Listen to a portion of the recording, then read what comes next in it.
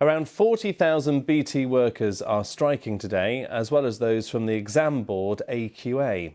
BT workers are holding their first national strike against real terms pay cuts, with senior management. The next strike is on Monday. And up to 180 Unison members working for AQA are also taking industrial action over pay. As a result, pupils and students waiting for exam results in England, Wales and Northern Ireland could face delays.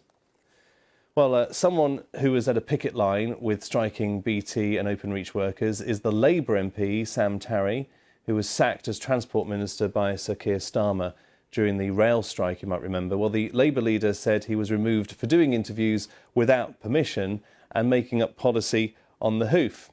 Left-wing supporters of Mr Tarry say it was because he joined striking rail workers on a picket line. Well, here is Mr Tarry speaking earlier.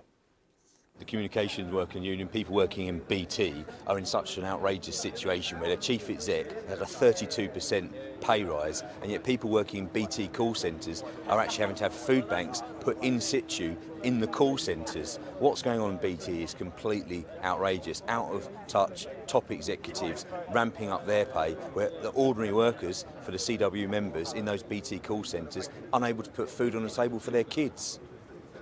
Are you disappointed that no members of the Labour front bench are joining you here on this picket line today? I'm sure there will be Labour members of the front bench across the country actually joining CW picket lines today.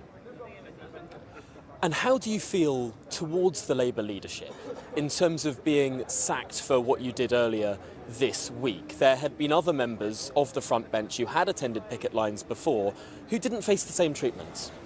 I think that it's totally unnecessary to sack Labour MPs from any role they're performing, fighting for a Labour government on a daily basis, for standing in solidarity with workers. The Labour Party needs to be really clear. Is it on the side of the establishment or is it on the side of British workers? Is there factional warfare within the Labour Party at play here? There's always factions in any party, whether it be the Conservative Party. Look at the strips they're tearing out of themselves over the who's going to be the next Prime Minister, tearing massive chunks out of each other. There are always differences of opinion, but broadly we get on and we're trying to still fight for a general election. But what we do need to demonstrate absolutely clearly is whose side we're on. And I'm here to say we're on the side of ordinary working people in this country who can't afford to put fuel in their cars, can't afford to pay their bills, and are actually in such dire straits they're having to use food banks to pay for their kids' food.